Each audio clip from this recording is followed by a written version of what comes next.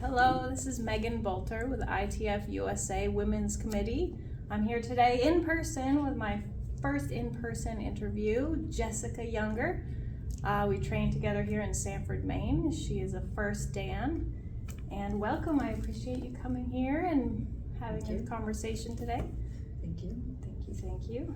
All right, so let's get in. Tell me your story. Tell me what led you to begin Taekwondo. Well, my son started training first. He started in 2016, and I started just about almost exactly a year after him, so in 2017. So him getting involved and having the experience, and me being exposed to this world, I really became inspired to do it with him and train with him and train with you guys, and it was a whole different world. Like even walking into the original school that they were in when we first came was a little tiny space and there were like 12-15 kids when we first walked up, and I opened the door and they're all in there practicing, moving around, and it was silent in there, and I was like, what? I was very taken aback by like that immediate difference, and like I've never been in such a small space with all those kids and have it be so quiet, so it was just an immediate like, this is serious, and this is a place of respect and work, so that's kind of what hit me first, and then watching him grow and develop as a human being like so drastically over that first year, and I learned a lot. I learned all the tenets and the oath, helping him practice all those things. So I really felt like I was wanting to involve myself in it. So it's like its own culture, like yeah, absolutely, yes, that's great. What is your top motivation to continue to pursue Taekwondo as a lifestyle?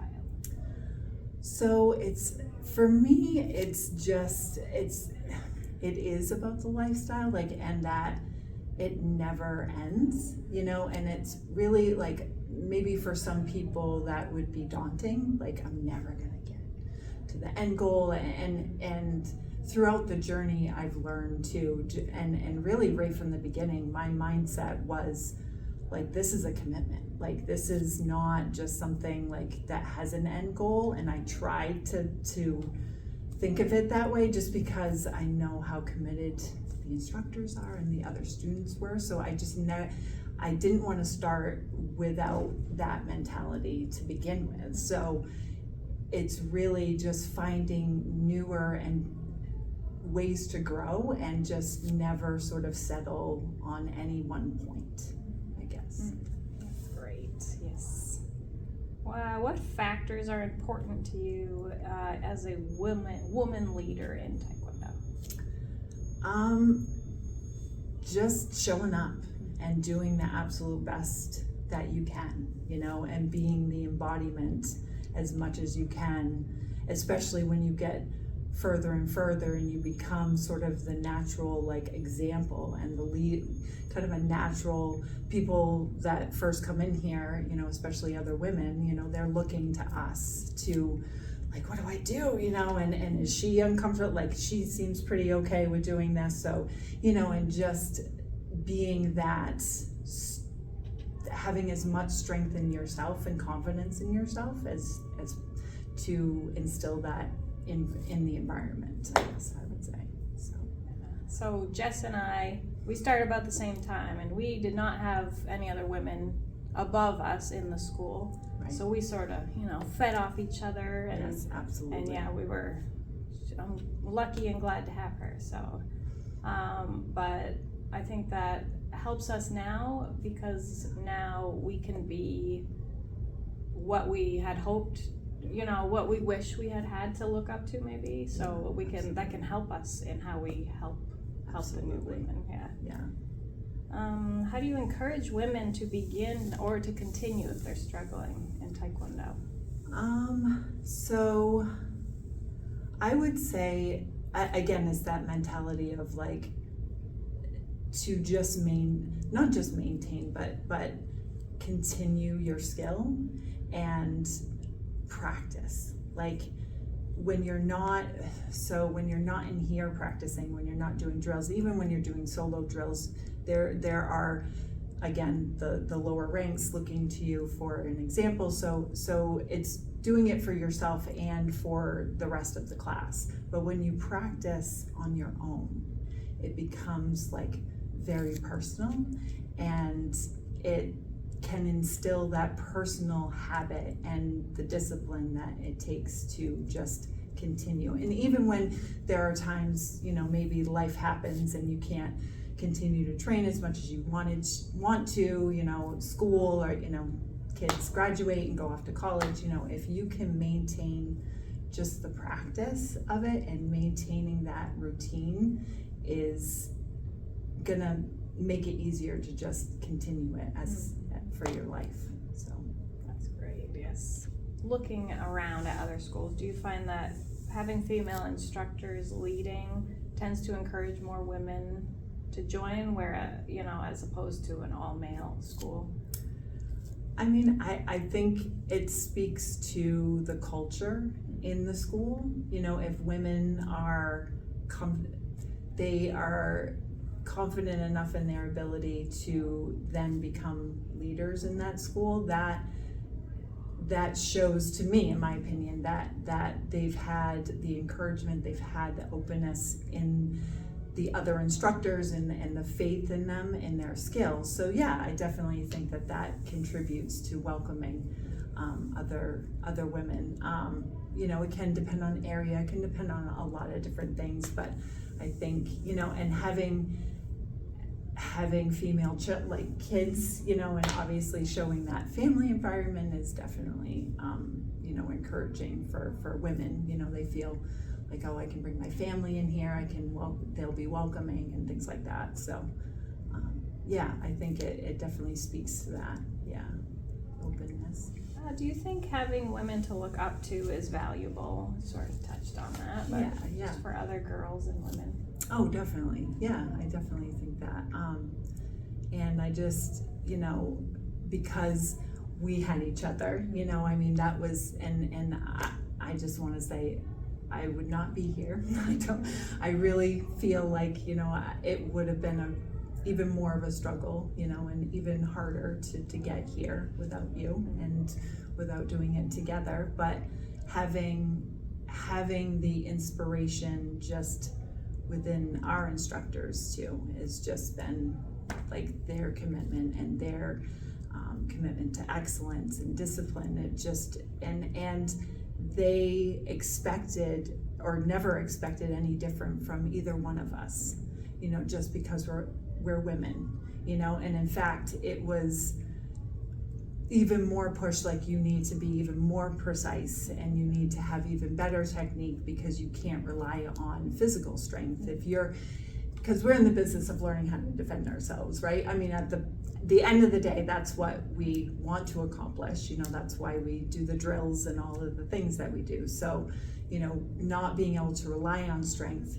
requires even more technique, and that was definitely, and I think at times for us it was even more pushed, and I appreciate that. And having that, try to have everyone on equal footing, no matter what, if you have an advantage or if you don't.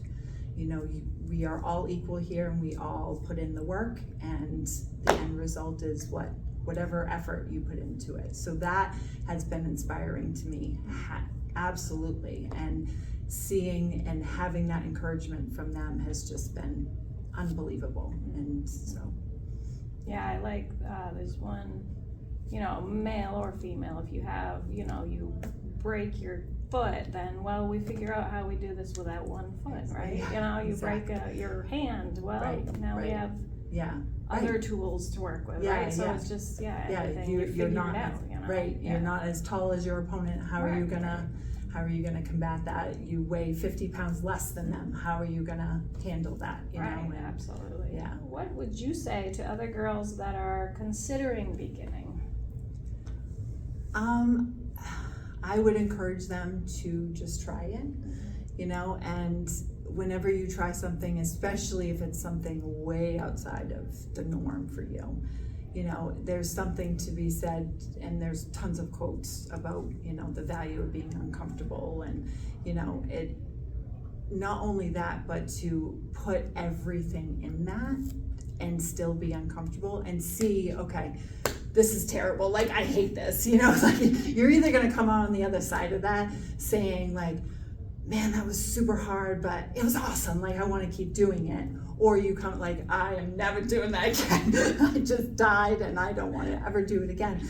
But to give it your all and then see, you know, and I would say like at times when things are floundering for your motivation, like you've been doing this for a while and you kind of like, no, I'm kind of losing my traction, you know, just pour everything into it and see, you know, try to reignite the reasons why you first came, and, you know, kind of try to see where that fits. So so just try it, just try it, just come.